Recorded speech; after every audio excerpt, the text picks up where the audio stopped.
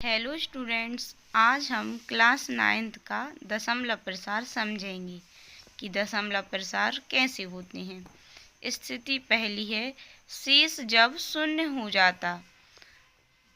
जब किसी परिमेय संख्या में शेषफल शून्य रहता है तो उस स्थिति में दशमलव प्रसार शांत होता है। उदाहरण के लिए ले लिया 1/2।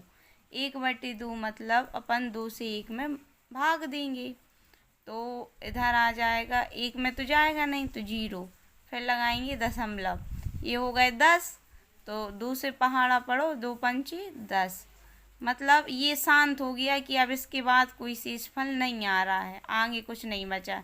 ऐसे आप समझने की कोशिश करें। 2 से अपन 1 में भाग देंगे, जाएगा ही नहीं, 0 बार गया, 1 बचा, दशमलव लगाया, 0 हो गया, 10 हो गए जी, 10 में से 10 गए तो कुछ नहीं बचा, अर्थात शेषफल कुछ भी नहीं है, शून्य हो गया।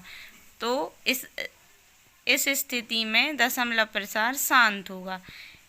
स्थिति दूसरी है, शेष जब शून्य नहीं होता। शून्य नहीं होता मतलब उसके नीचे कुछ ना कुछ बचता है। इस परिभाषा को देखेंगे, जब किसी परिमेय संख्या में शेषफल शून्य नहीं रहता, अर्थात शेषफल कुछ ना कुछ बचा ही रहता है। इस स्थिति को अनपसानी आवर्ती दशमलव प्रसार कहते हैं। उदाहरण के लिए ले लिया 1/3। अब लगाओ 3 से 1 में भाग, 0 बार में जाएगा ही नहीं, 0 बार में गया, 1 में से 0 गया, 1 ही बचा, दशमलव लगाया, ये हो गए 10।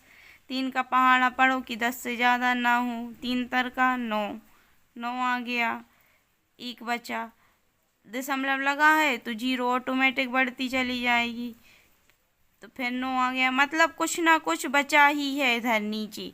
इसलिए इस स्थिति को अपन कहेंगे अनपसानी आवर्ती दशमलव प्रसार।